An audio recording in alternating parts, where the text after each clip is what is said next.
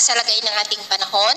Ngayong umaga po ng March 24, 2025. Sa ngayon po ay mayroong isang banta ng sama ng panahon na nandito na po sa loob ng ating area of response CPD at tinawag ng Joint Typhoon Warning Center na Invest 96W. Nasa layo po ngayon ng 399 km east ng Mati. Hindi pa naman po yan nakitaan na lalakas bilang bagyo pero atin lamang pong babantayan ang development yan hanggang sa hindi po tuluyan na nalulusaw. Ang sama ng panahon po nito ay nakapaloob ngayon sa Intertropical Convergence Zone na nag-extend sa may Mindanao habang may easterlies na umiiral sa may Visayas at umangat ang shear line na nakakaapekto po ngayon sa Camarines Norte pero mahina na lamang po ito. Maging yung hanging amihan ay humina na pero umiiral pa rin sa ilang bahagi po ng Luzon.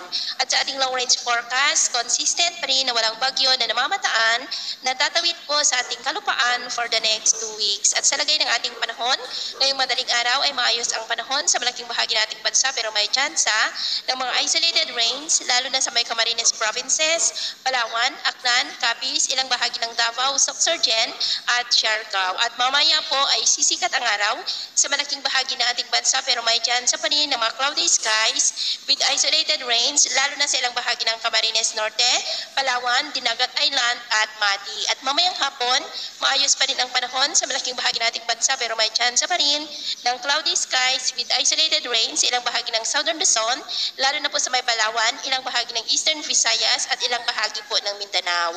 At sa atin naman po mga baybayin, wala na po tayong nakataas na namang gale warning signals pero iba yung pag-ingat lamang po kung papalaot tayo para mas makaiwas sa mga sakunang